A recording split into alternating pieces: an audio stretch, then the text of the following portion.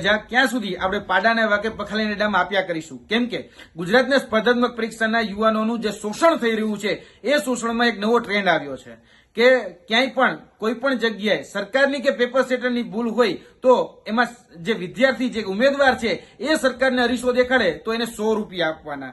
હાજી, આજ હમણાં ગુજરાત પબ્લિક સર્વિસ કમિશન એટલે કે જીપીએસસીએ આ નિયમ બહાર પાડ્યો છે કે તમારે કોઈ પણ પ્રશ્નમાં ભૂલ હોય, જો તમે વાંધા અરજી આપો છો તો વાંધા અરજીમાં તમારે 100 રૂપિયા આપવાના છે. દર પ્રશ્ને 100 રૂપિયા આપવાના. એટલે કે ઉઘરાણો કરવાનો કંઈક નવી સિસ્ટમ લાવ્યા હોય ને એવું લાગી રહ્યું છે. કેમ કે આપણે છેલ્લા ઘણા સમયથી જોઈએ છીએ કે ગુજરાત સરકારની જે ભરતીઓ હોય એમાં હમણાં થોડા સમય પહેલા ફોરેસ્ટની ભરતી લેવાની, સીસીની ભરતી લેવાની, જેમાં 150 જેટલી ભૂલો સામે આવી હતી. અને એ જ રીતે હમણાં જ ગતરોજ GPSC Gujarat public service commission દ્વારા ગતરોજ એક પરીક્ષા લેવામાં આવી જેમાં સામાન્ય જે પ્રશ્નો છે એ સામાન્ય પ્રશ્નોમાં ભૂલ છે કે ભાઈ ગુજરાત કયા વર્ષમાં અસ્તિત્વમાં આવ્યું, ગુજરાતની સ્થાપના ક્યારે થઈ, અને એની સાથે સાથે ગુજરાતમાં આખા કહી શકાય કે ભારત દેશમાં સુશાસન દિવસ ક્યારે ઉજવાય છે. આ એવા સિલી ક્વેશ્ચન છે કે સામાન્ય વર્ગના તમામ લોકોને આ પ્રશ્નનો જવાબ આવડે, પરંતુ એમાં જે ઓપ્શન આપવામાં આવે છે એ ઓપ્શન જ હવે ક્યાંક ખોટા છે. અને જે પ્રશ્નનો જવાબ આપવામાં આવે છે કહેવામાં એવું આવી રહ્યું છે કે અમારા તજજ્ઞો આ પેપર સેટ કરી રહ્યા છે. તો સાહેબ, જો તમારા તજજ્ઞો આવા હોય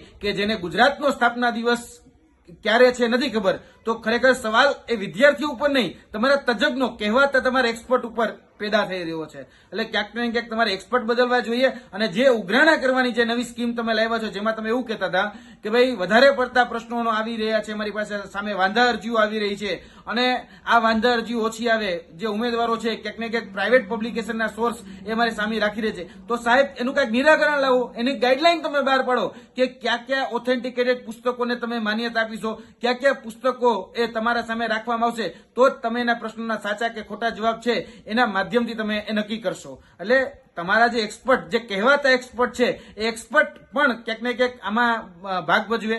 કારણ કે તમે એવું કહી રહ્યા છો કે ભાઈ દરેક વિદ્યાર્થીઓ પાસેથી 100 રૂપિયા લેવામાં આવશે વાંધા અરજીમાં, તો તમારા જે પેપર સેટરો જે અત્યારે આ પ્રશ્નો કાઢી રહ્યા છે, જે સામાન્ય જે પ્રશ્નો છે એમાં પણ ભૂલ કરી રહ્યા છે. અમારી સામે આજે તો જે 100 પ્રશ્ન હતા એમાંથી 7 ભૂલ તો સામે આવી છે.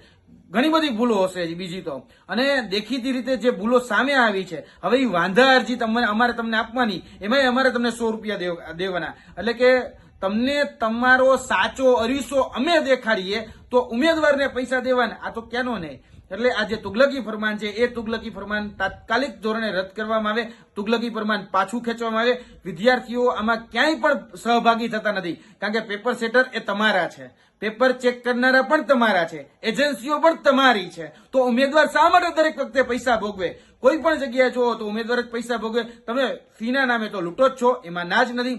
પછી ફી લઈને પણ તમે અત્યારે પ્રશ્નો સુધારવા માટે પણ અત્યારે ઉઘરાણાના નવી સિસ્ટમો લાવ્યા છો, એ તાત્કાલિક ધોરણે બંધ કરવામાં આવે. કહેવાતા જે એક્સપર્ટ છે એ એક્સપર્ટને તમે કહો કે ભાઈ તમે પ્રશ્ન ખોટો કાઢ્યો તો હવે ઉમેદવારને તમે રિફંડ આપો.